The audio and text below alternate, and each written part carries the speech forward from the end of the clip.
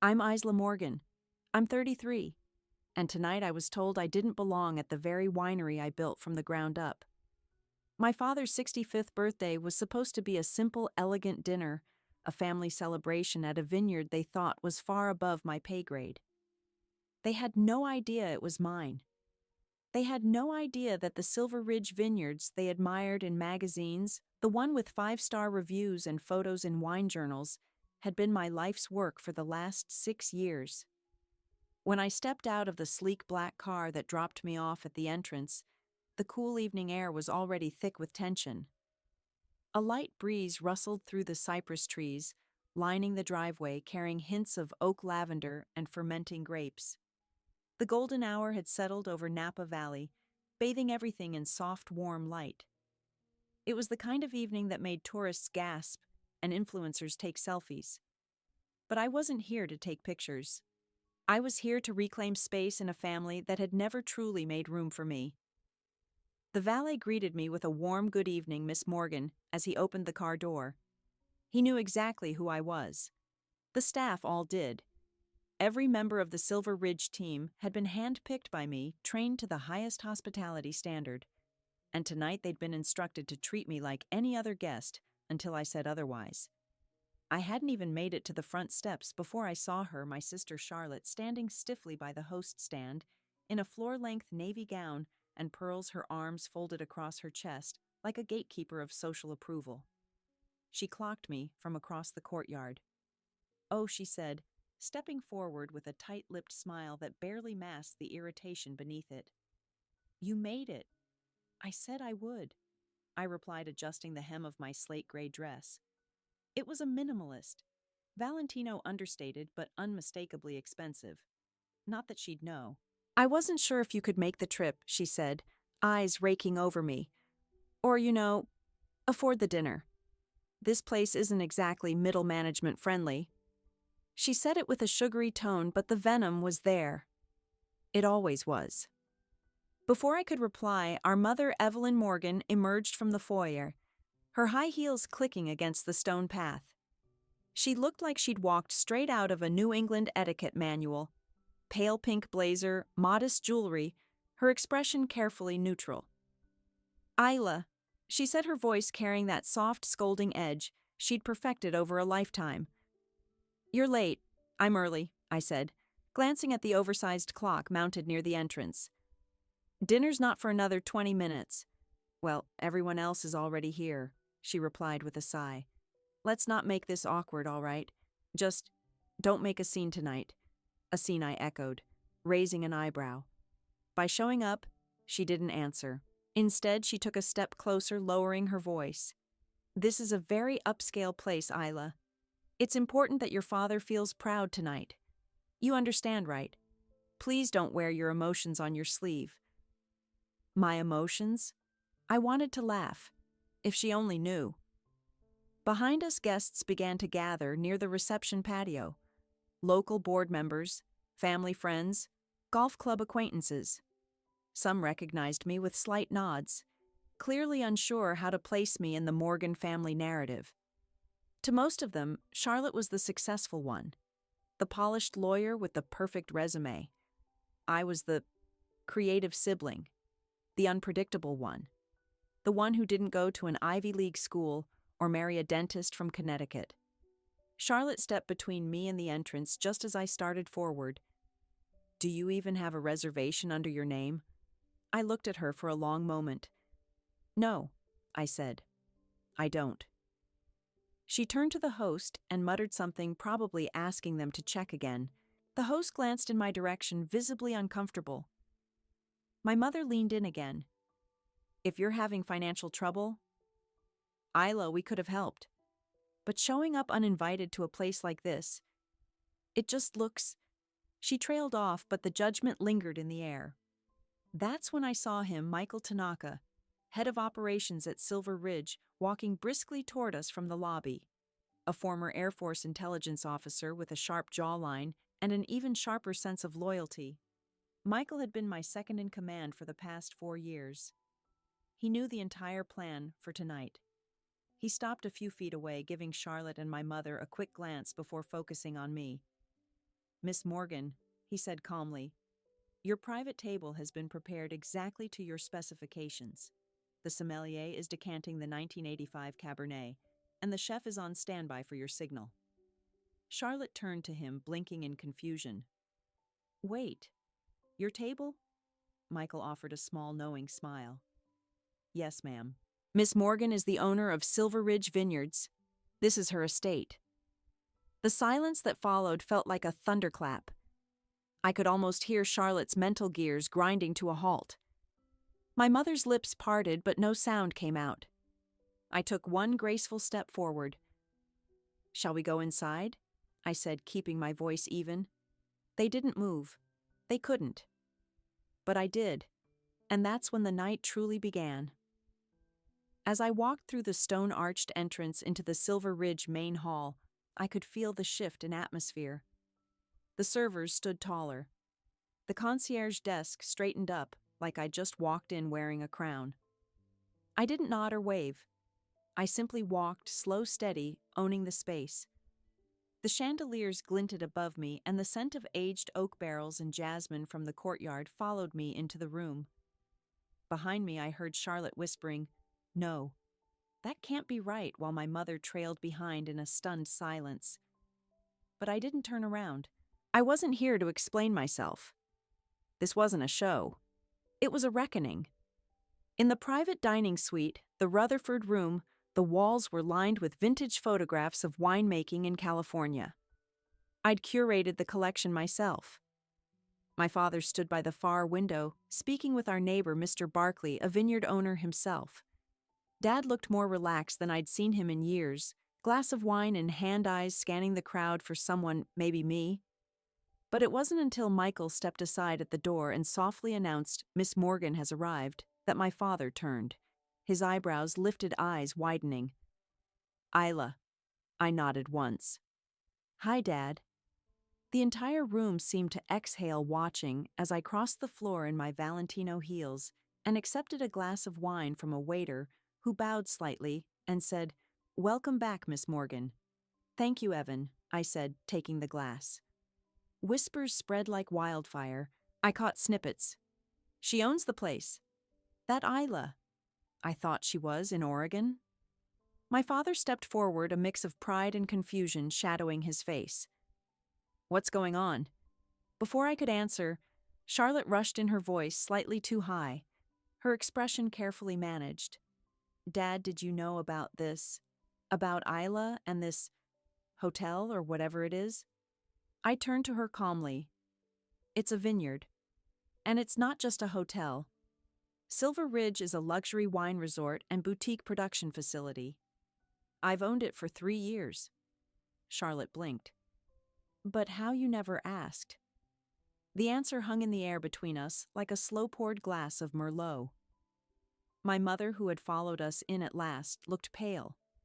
She leaned slightly against the doorframe, one hand fluttering near her necklace. "This is a bit theatrical, don't you think?" she said quietly, trying to collect her dignity. "Is it?" I asked, sipping my wine. "Or is it just unexpected, because it doesn't fit the version of me you've kept in your heads for over a decade?" My father looked between us, then back at me. "You really built this?" I nodded. "Every brick, every vine, every wine pairing on the menu." There was a pause then, like thunder on the horizon. "Why didn't you tell us?" That was always the question, wasn't it? I set my glass down on a nearby table and faced him fully. Because every time I tried to share something about my life, it was either dismissed or redirected toward Charlotte's latest achievement. When I got my first management job at a vineyard outside Paso Robles, Mom told me it sounded quaint. When I started my wine consultancy, you asked if I had a backup plan in case it failed. When I sent that anonymous Christmas check for your new roof, you both thought it came from Uncle Dave's inheritance. My father's brows furrowed. "That was you." "Yes," I said flatly. "A lot of things have been me. You just never thought to ask." The room was now eerily quiet dinner guests, pretending to be absorbed in their bread baskets or salad plates, trying not to eavesdrop but obviously hanging on every word. Michael, ever the quiet presence, stepped forward and said to me softly, "Dessert wines are being decanted. Your timing is perfect." "Thank you," I replied, never taking my eyes off my parents. I wasn't hiding anything, I continued. I was surviving in a family that only ever saw me as a deviation from the standard, a girl who didn't want to be a lawyer or marry a hedge fund manager. So I stopped reporting back, and I started building in silence. Charlotte's jaw tightened. "You could have included us. And what would you have done with the information?" I asked, tilting my head. Mocked it, corrected me, explained how I was being impractical again. She didn't answer. My mother, meanwhile, had taken a seat at the long mahogany dining table. She didn't look angry, just rattled, maybe even a little hurt. It occurred to me that this revelation was as much a challenge to their identity as it was to mine. They'd cast themselves as the successful, supportive family with one daughter who did things right and one who was trying to find her way. But I had rewritten the script, and they weren't ready. Not really. My father surprisingly took it in stride. After a long pause, he gave a small nod and said, "Well, this place is incredible." That simple sentence cracked something inside me, something tight and long held. I felt the pressure in my chest shift, the weight of years of being unseen slightly lifted. "Thank you," I said. And just like that, the dinner began. The staff glided in with the first course, grilled pear salad with goat cheese from a farm I co-owned upstate. Every detail of the evening had been curated by me. The wine pairings, the seating, even the tiny cards tucked into the napkins, with quotes about legacy and vision. None of them knew what those quotes had cost me to believe in. But tonight they would learn. Dinner at Silver Ridge moved with the ease of well-rehearsed elegance. Servers brought each course with the kind of polished choreography I had trained them for.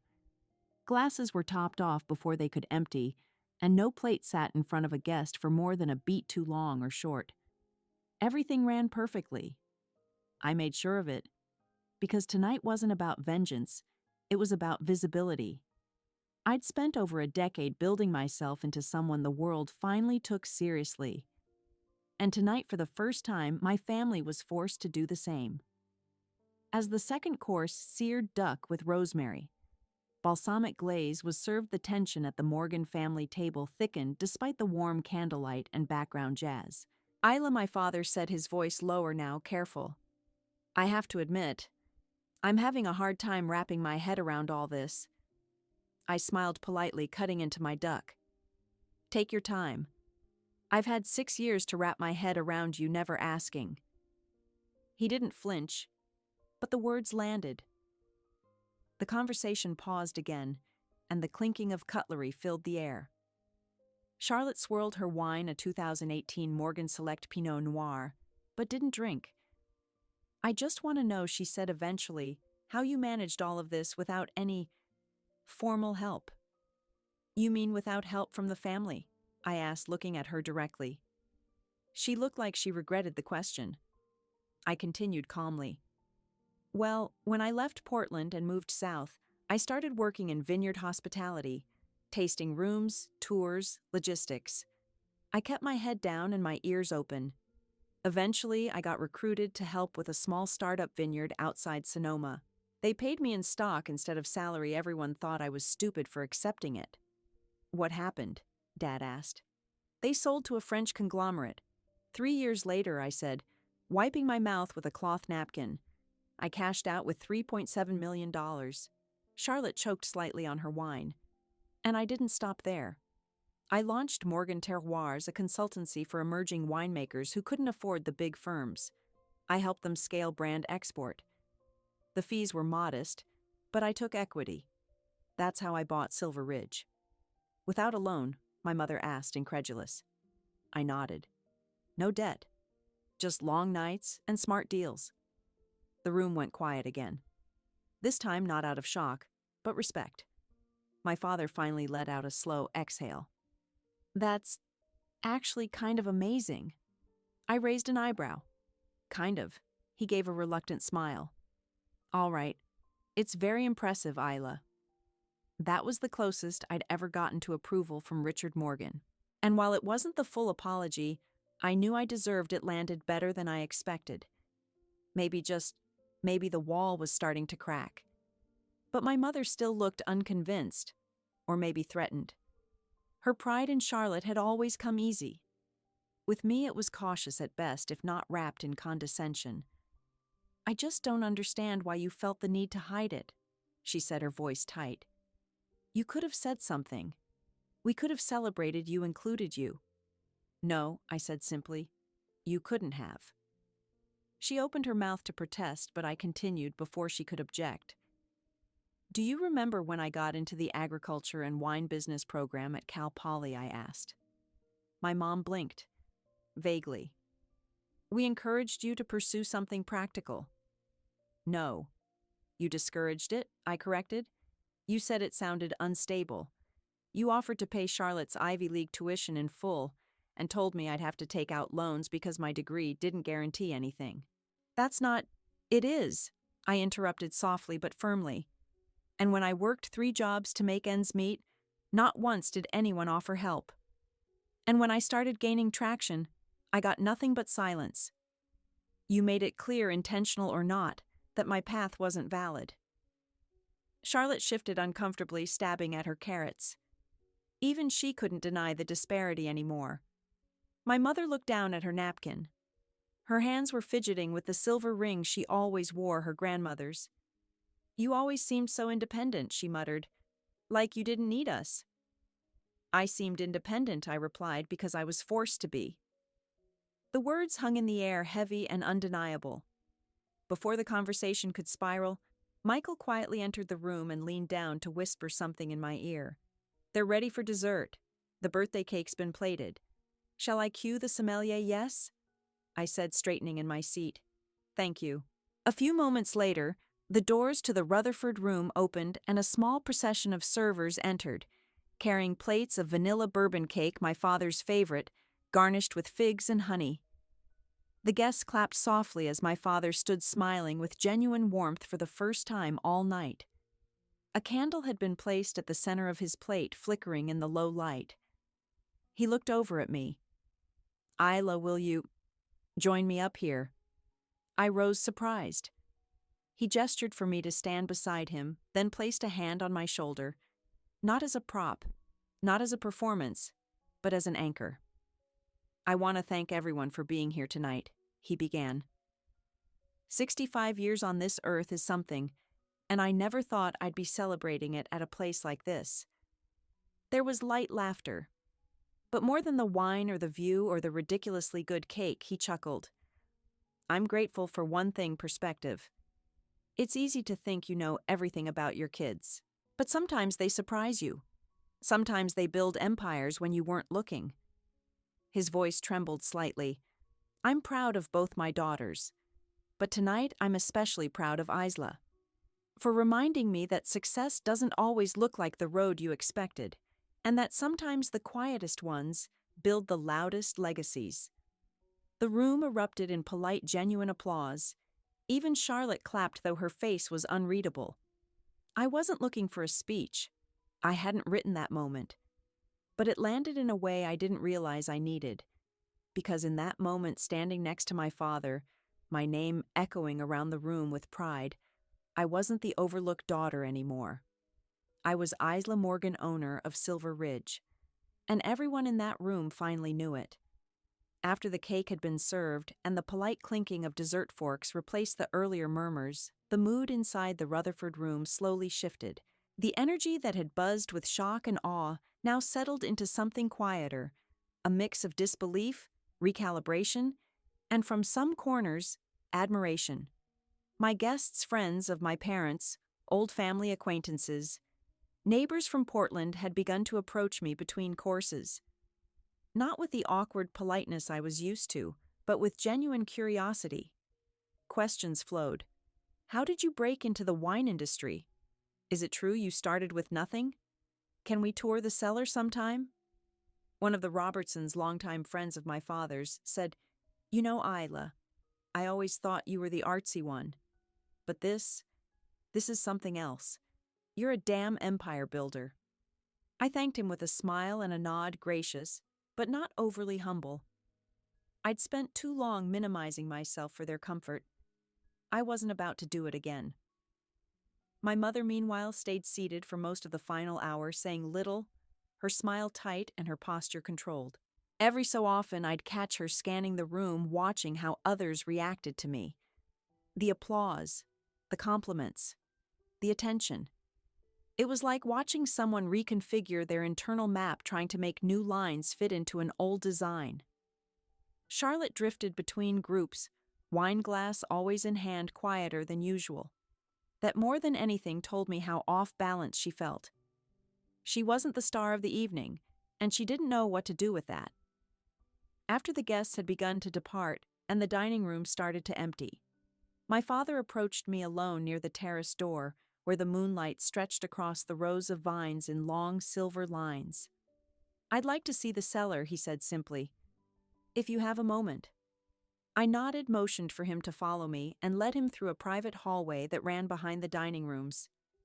We passed old oak barrels, framed architectural blueprints, and a wall displaying the original Silver Ridge deed, now transferred to my name. The cellar wasn't just for aging wine. It was a design centerpiece, glass-walled, temperature-controlled, softly lit, where I stored limited editions and personal bottles from my travels. It wasn't just business.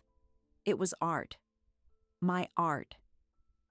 My father stood in silence for a long moment, looking around at the bottles. Then he turned to me. "I owe you an apology," he said. I didn't respond immediately. I let the weight of that sentence sit in the air. When I finally looked at him, his face wasn't defensive. It was open. Maybe for the first time in my adult life. "I thought I was being practical," he said. That's what I told myself. We supported Charlotte because we understood her path. It made sense to us. But yours scared us. It didn't fit. I nodded slowly. You weren't wrong to be afraid. It was risky. I was terrified half the time. But we never asked, he said, shaking his head. We never checked in. That's what I regret most. Not that we didn't support you financially, but that we didn't support you emotionally. I breathed out slowly. That more than the earlier speech or public recognition mattered.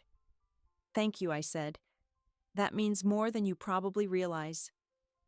We stood in silence a moment longer before he asked, "What happens now?" I looked up at the bottles surrounding us. "I'm not looking for punishment," I said, "or to shame anyone. But I am going to set boundaries. I'm not hiding who I am anymore, and I won't shrink to make anyone else comfortable, even if they're family." He nodded slowly. Fair. And I need to have a separate conversation with Mom, I added. And Charlotte? You should, he said. But be prepared they won't process this the same way I have. I know, I said. They're still clinging to the story they wrote about me. It'll take time for them to realize I rewrote it without them. We walked back upstairs where the last guests were leaving with gift bags I had personally curated. I thanked each one with a warm smile, even the ones who had once asked me at past family parties. So, what is it you do again? My mother remained by the entry, her jacket draped over her arm, face composed but distant. She avoided eye contact as I passed her. I didn't push it. Not yet. Instead, I turned to Charlotte, who lingered near the front desk, pretending to look at a brochure for spa treatments. You know, she said, without looking up, this whole thing feels like some elaborate performance. I folded my arms. Or maybe it's just the first time the curtain's been lifted. Charlotte scoffed, but kept her voice low. You could have said something. Brought us in. We're Family Isla. I raised an eyebrow. Are we? Or are we just people who've played the same roles for too long? She looked at me, then really looked, and for the first time I saw something besides condescension in her expression. Uncertainty, maybe even shame. I didn't wait for her to respond. Let's talk sometime next week, I said calmly, when it's less performative. And with that, I stepped away, heading toward the rear elevator that led to my private suite, the penthouse above the vineyard, the one with floor-to-ceiling views of the valley I now owned. As the doors closed behind me, I let out a long, slow breath. The performance was over, but the reckoning had only just begun. 2 days passed. Not a call, not a text, just silence. After the birthday dinner, I had expected some emotional fallout, maybe even drama, but the quiet was almost worse. It was a void that felt intentional, like they were waiting to see if I'd come to my senses, or maybe they were just processing a version of me they'd never bothered to imagine. On the third morning, my phone rang. Mom. I let it buzz twice before answering. Hi, Mom. Her voice was clipped but polite. Isla. I was hoping to stop by today, just to talk, face to face. I have a few meetings, but I can fit you in this afternoon, I said, already scanning my calendar. I'd prefer not to do this in your office, she said quickly. It feels too official. I agree, I said. Let's meet somewhere neutral. There was a pause. Where I'll book a private space at the conservatory downtown. It's quiet and the light's good. I'll text you the details. She didn't argue, but I could feel the tension through the phone. Very well, she said. I'll see you at 3. The garden room at the conservatory smelled faintly of eucalyptus and wildflowers. Natural light poured in through the high glass ceiling, catching the soft blush of the blooming orchids that lined the walls. The staff had arranged a tea set and 2 comfortable armchairs near the center. No desk, no power play, just air and time. I arrived first. Mom walked in exactly at 2:59 punctuality, always one of her virtues. She was dressed impeccably as usual, in a tailored cream blouse and a slate gray skirt, her pearls in place. But her posture betrayed a different energy. Controlled, yes, but guarded in a way I hadn't seen since I was a child, and she sat through teacher conferences, hoping I hadn't embarrassed the family again. We exchanged a polite hello, and she settled into the chair opposite mine. No hug, no warm smile, just diplomacy. Thank you for meeting me, she said after a moment. Of course, I replied. I'm glad you reached out. We poured tea silently, the gentle clink of porcelain the only sound in the glass-encased room. Then she set her cup down. You embarrassed me, Isla. I looked up slowly. At the dinner? Yes. Her voice was firm. You staged a spectacle. You let everyone find out at once. No warning, no consideration. I didn't stage anything, I replied evenly. I just stopped hiding. She leaned forward, eyes narrowing. You think that was justified? That it was kind to let your own mother be blindsided in front of her friends? I inhaled deeply and placed my cup down carefully. What would have changed if I told you earlier? Mom, would you have celebrated me? Or would you have questioned my numbers? Doubted the legitimacy of what I'd built. Her mouth opened slightly, but no words came. Every time I tried to share something with you, from college acceptance to my first lease, you made it clear I was chasing a fantasy. That unless it came with a degree from Cornell or a firm behind it, it didn't count. I've spent years proving to people who should have believed in me that I was worth betting on. That night, I stopped asking for permission to be proud of myself. She sat back, lips tightening. I wasn't trying to hurt you, I added. I was reclaiming space I've never been given. She went quiet. Then she said, not unkindly, You always were dramatic, Isla. I almost laughed, not because it was funny, but because it was so expected. This isn't drama. It's honesty. Maybe you're not used to it because I spent so long swallowing it down to keep the peace. I did what I thought was best, she said. We tried to support both of you. I looked her in the eye. No, you didn't. You supported Charlotte. You groomed her, structured her path, celebrated every rung she climbed. With me, you offered caution, criticism, and realistic advice. And when I succeeded in ways you didn't anticipate, you assumed I was either exaggerating or had gotten lucky. Her shoulders slumped just slightly as if part of the armor cracked. I didn't understand you, she admitted quietly. You were always so different. So hard to guide. I didn't need guidance, I said. I needed belief. Encouragement. A mother who said, "That's bold, but I trust you." Not one who only celebrated what she could recognize. She looked away, focusing on the orchids by the wall. I thought I was preparing you for the world, she said. But maybe I was just preparing you to be afraid. We sat in silence for a moment, just breathing, just being. Two women finally confronting what had always sat between them. Finally, I said, I'm not angry. I'm done with anger. But I am different now. I have boundaries. I won't hide my life anymore. And I won't accept conditional pride. She nodded slowly. What does that mean for us? It means, I said gently, we build something new. If you want to know me now, the real me, then ask. Show up. Listen. Don't assume. Don't correct. Just be curious. She reached for her tea again, and this time her hand trembled a little. I don't know if I can do all that perfectly, she said. I'm not expecting perfect, I said. I'm expecting effort. She looked up at me then, and for the first time in years, her gaze softened. I do want to know you, Isla.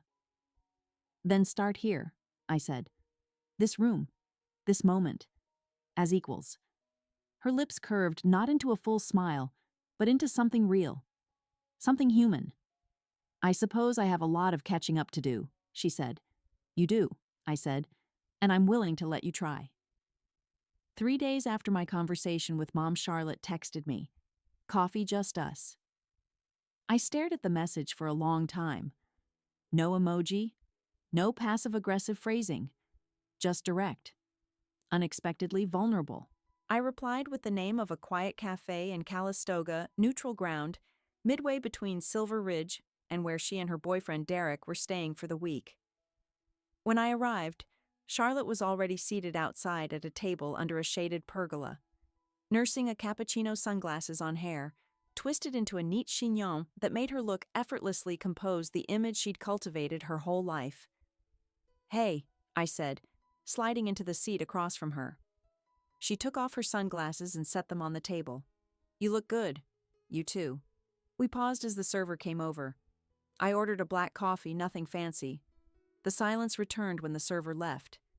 Charlotte studied me for a long moment. I can't believe you kept all of this a secret.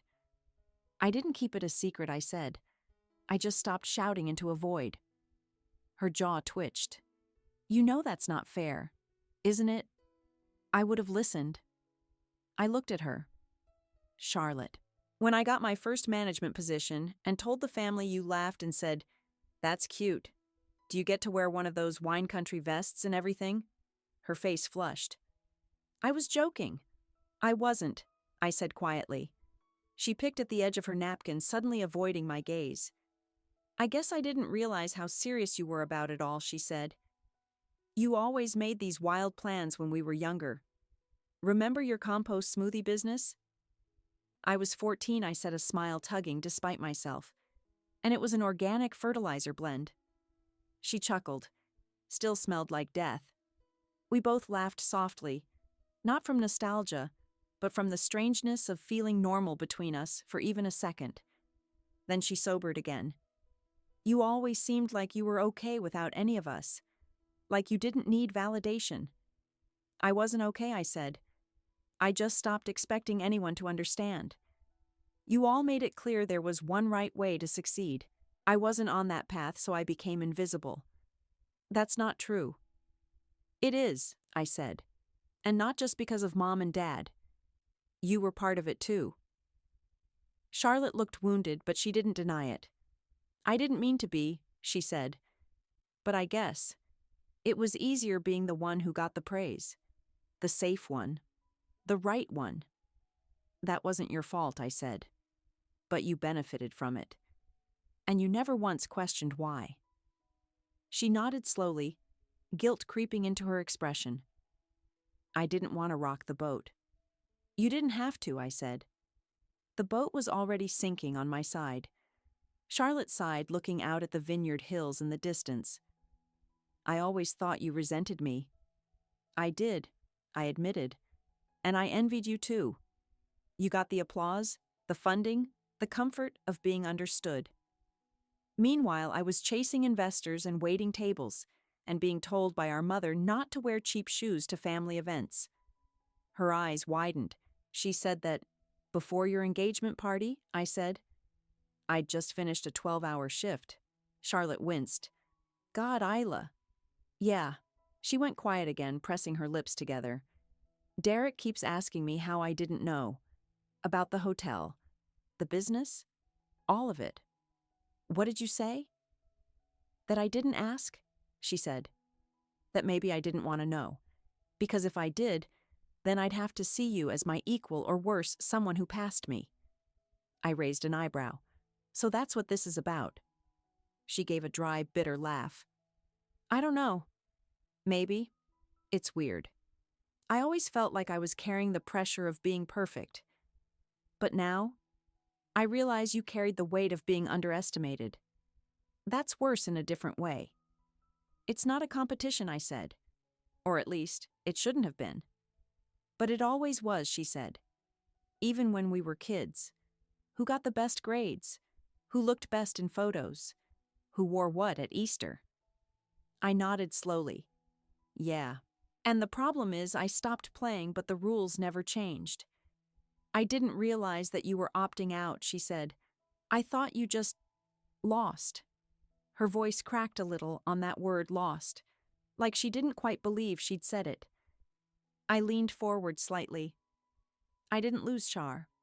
I just built a different game, one where I didn't need anyone to crown me, one where I could win quietly. She nodded. And now you've won loudly. There was no venom in her tone, just a strange kind of awe. Maybe even fear. We both sipped our drinks. You know, she said finally, Mom's been in a tailspin. I think she feels betrayed. She feels exposed, I corrected. Her version of me doesn't work anymore, and that's uncomfortable. But it's not my job to keep her illusions intact. Charlotte tapped her nails against her cup, then looked up at me. What happens now? Are you just done with us? No, I said. But I'm done performing for you. She blinked. Okay. So, what do you want from me, honesty, I said. Real interest. Effort. No more pretending we're close when we're not. If we're going to build something, let's build it on something real. She nodded slowly. You mean like sisters? Like women who grew up in the same storm but walked out in different directions, I said. And maybe for the first time are willing to meet in the middle. She took a long breath, then held out her hand across the table. I looked at it for a beat, then took it.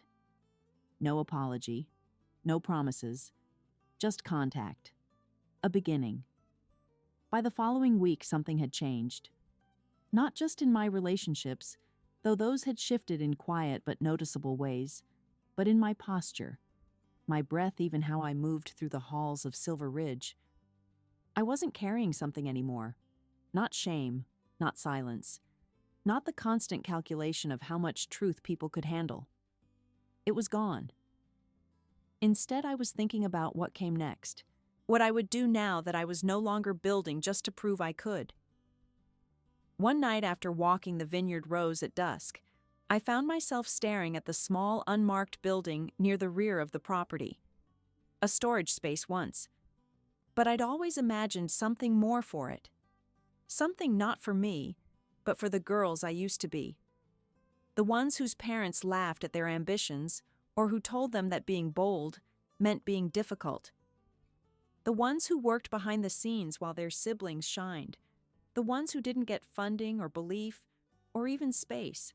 That night I called Michael. He picked up on the first ring. What's on your mind, boss? I want to convert the old stone house, I said. Not into a suite, not into a tasting room, into something better. There was a pause. You're finally doing it? Huh? Yeah, I said, walking back toward the main house under the vineyard lanterns. It's time. 3 weeks later, we launched the Thompson Women in Hospitality Foundation, named not for a parent or a legacy I inherited, but for the legacy I wanted to leave. It started with a small team, an operations manager, a program director, and a rotating group of mentors, all women who had built something of their own in the hospitality industry. Chefs, vineyard managers, hotel owners, sommeliers, logistics experts. We created a scholarship program for young women pursuing careers in wine food service and hospitality management, especially those without traditional support. Women like I had been. Each recipient would receive full tuition to a hospitality program of their choice. A one-year mentorship with an industry leader, a summer internship at one of my properties or one of our partner establishments. But more than that, they'd be seen, heard, taken seriously from day one. Because that, I had learned, was the foundation that mattered most.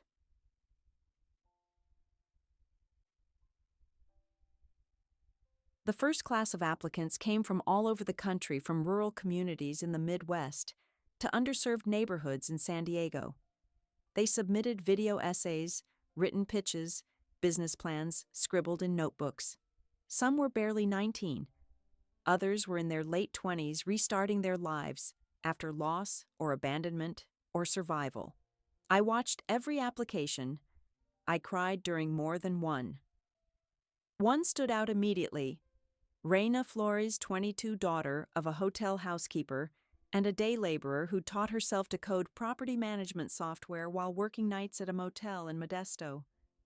Her video was shaky, filmed on a borrowed phone, but her voice was steady. People like me don't usually get asked what we want to build, but I have a vision, and I need help, not a handout. Just someone who thinks I'm not crazy for trying. I called her personally to tell her she'd been accepted. She didn't cry. She just exhaled, like she'd been holding her breath for years.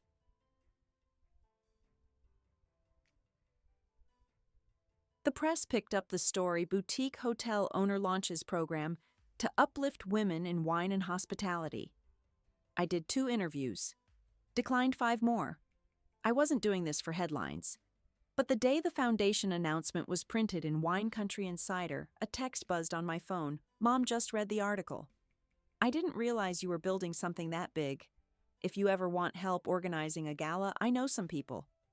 It wasn't an apology, but it was the closest she'd ever come to offering support on my terms.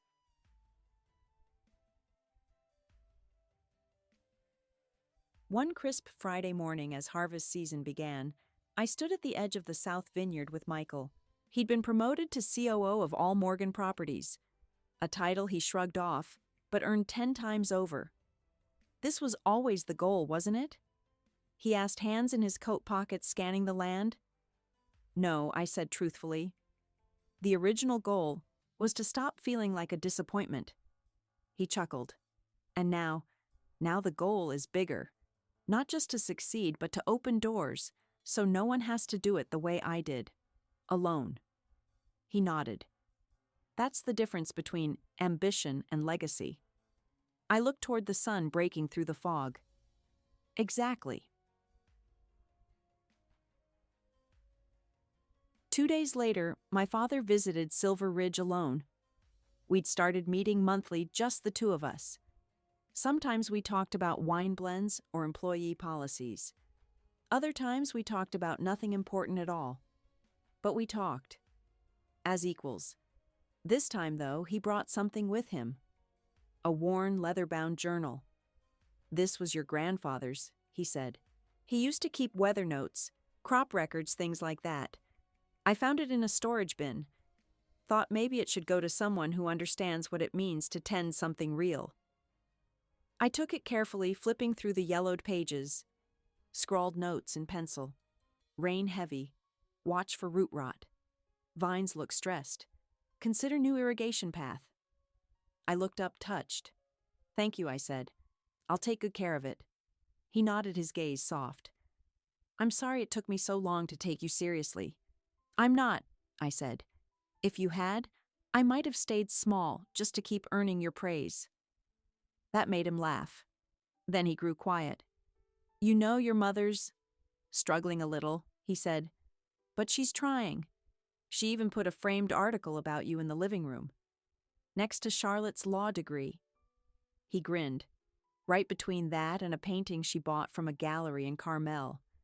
But yes, progress. Small maybe, but real. 1 week later, I hosted a private reception at Silver Ridge for the Foundation's board and our first class of recipients. My mother attended unprompted. Charlotte came too, even volunteered to help with logistics. Near the end of the night, I stood by the fireplace watching Raina speak to a group of guests about her dream to open a hotel that catered to single parents. Her words were clear, her confidence unshakable. She reminds me of someone my mother said appearing beside me. I raised an eyebrow. Who you, she said, eyes not leaving, Raina. Only. She had you. My throat tightened, but I said nothing, because I didn't need to. She was finally seeing me. Not the daughter she had sculpted, but the one who had planted herself and grown.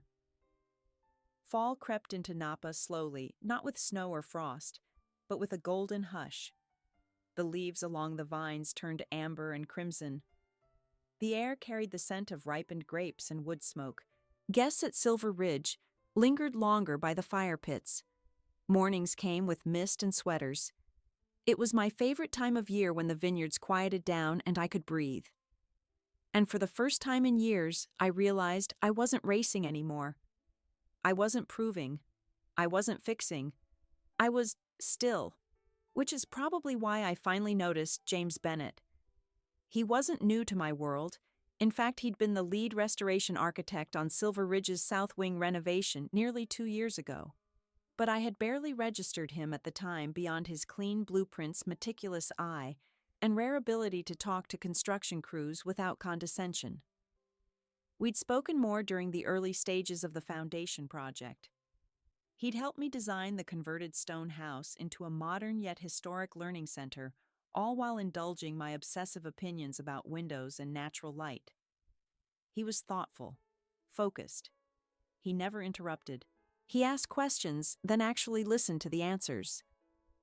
And unlike most men I'd worked with, he never made me feel like I had to dull myself to be in the room. One afternoon, after reviewing final renderings for the Mentorship Center, we lingered in my office longer than usual. The sunlight poured in from the west-facing window, casting long lines across the dark walnut floor. I like this version of you, he said, suddenly setting his tablet aside. What version is that? He smiled. The one who's not constantly bracing for a fight. I looked at him surprised. Was it that obvious? Only to people who've done it too? His words sat between us, warm and unassuming. I didn't reply right away. Instead, I stood and crossed to the cabinet where I kept my favorite wines, not the collector's bottles, but the ones I drank when the day needed softening. I poured 2 glasses and handed him one. To peace, then, however temporary. We clinked glasses. It became a thing after that. Once a week after the last email was sent, after the last staff meeting wrapped, James would show up with something: blueprints, a book, a bottle of Spanish wine, and we'd talk. Not about business, about movies we hadn't seen in years, about bad dates, about how his dad taught him to build bookshelves from scratch, about how I used to imagine running away and starting a vineyard in New Zealand just to escape expectations. We didn't label it, didn't need to, but something was growing, not rushed, not loud, just rooted. One evening, as we sat in the rooftop garden with glasses of Tempranillo, he turned to me and said, "So what do you want now, Isla?" I blinked. "What do you mean?" "You've built the empire," he said. "You've restructured the family dynamic. You've even created legacy. So, now what?" It was a good question. For so long, everything had been in service of becoming, of claiming, of surviving. But now I wanted something simpler. Not smaller. Just truer. I want a life that isn't measured in headlines, I said. A life where I don't have to prove I deserve to be in the room. where I'm allowed to rest, to love someone who doesn't need to be impressed, just let in. He looked at me for a long time, not romantically, not expectantly, just honestly. And for the first time, I didn't feel exposed. I felt seen.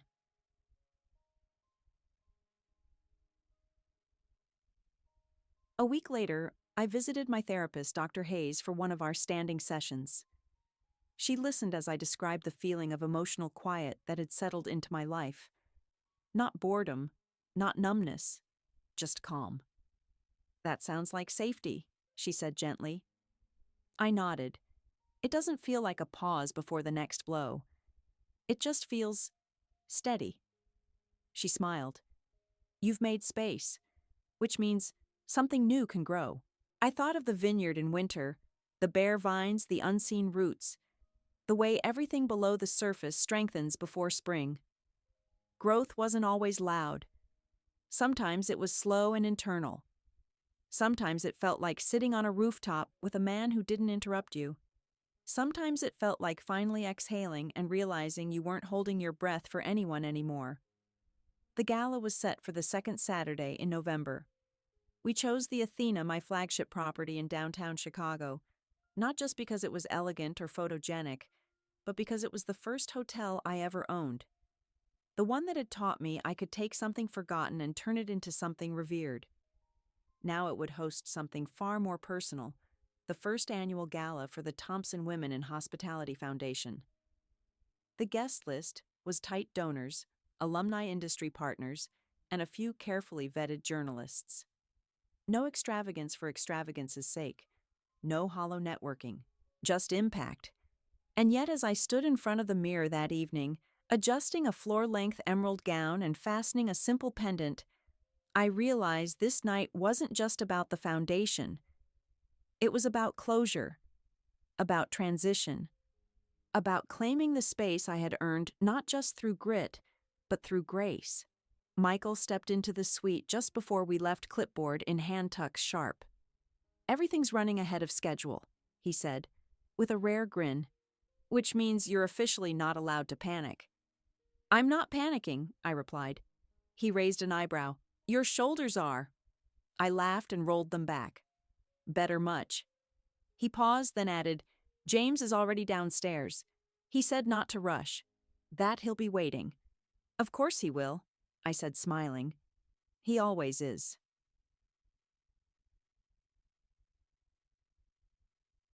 The ballroom shimmered, not with chandeliers, but with warmth. The decor was understated but deliberate, each table named after a woman pioneer in hospitality. Julia Child, Alice Waters, Ella Brennan.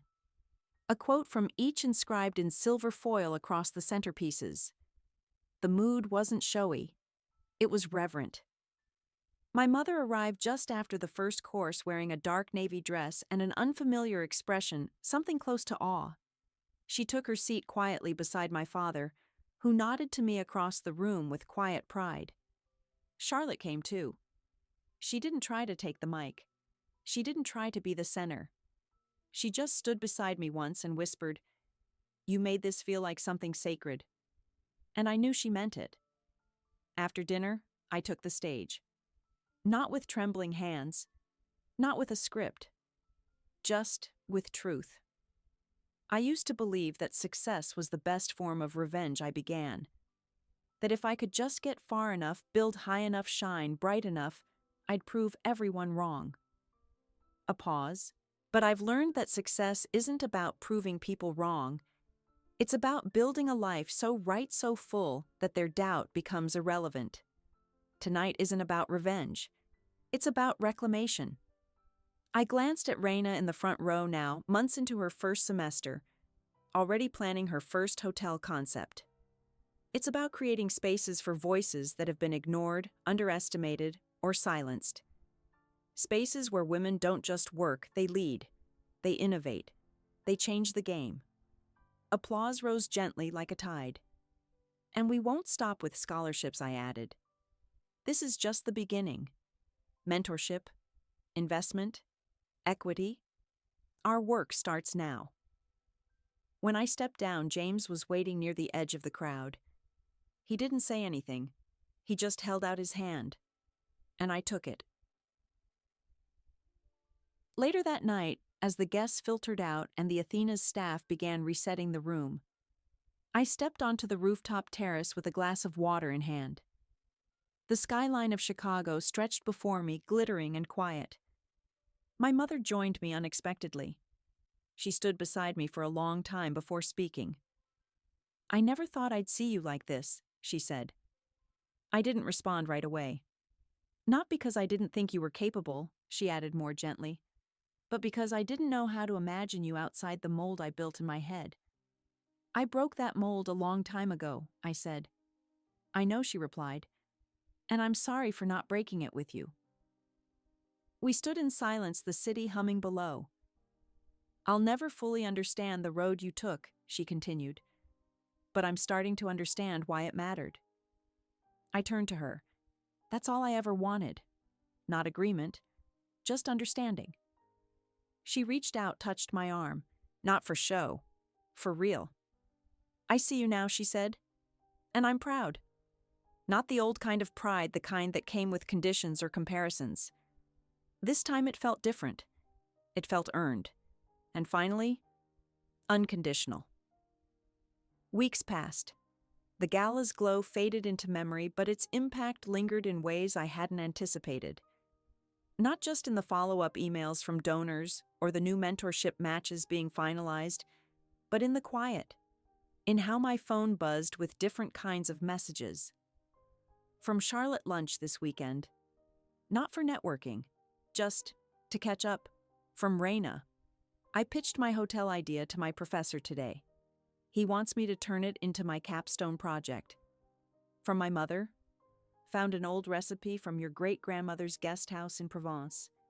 Might be worth reviving for your next property. Would love to help. It was like the narrative had shifted not just externally, but inside me. I was no longer performing success. I was simply living it. But more importantly, I was living it on my terms. Michael had been right all along. The goal wasn't revenge. It was reclamation. Reclaiming identity. Voice. Boundaries. I spent a lot of my early years thinking I had to outshine the doubt. That if I could just become undeniable, the people who overlooked me would finally open their eyes. And some did. But what changed everything wasn't their recognition. It was realizing I no longer needed it to feel whole. Success, I learned, doesn't mean winning someone else's game. It means building your own board. Mine now includes women like Raina investors who believe in vision over pedigree, a sister who's trying, a mother who's learning, and a father who calls just to ask how my soil conditions are doing, not because he's checking up on me, but because he's genuinely interested. And James, he's still here, still steady, still not asking me to be anyone but who I am. One night, sitting on the porch of Silver Ridge with our shoes off and a bottle of wine between us, he asked me something I hadn't prepared for. "What would you tell your younger self now?" I didn't hesitate. I'd tell her that the people who underestimate you are not the measure of your worth. That being misunderstood is not a sign to shrink. That you don't have to be louder, just more certain. And that one day the space you carve out for yourself will be more sacred than anything they ever withheld.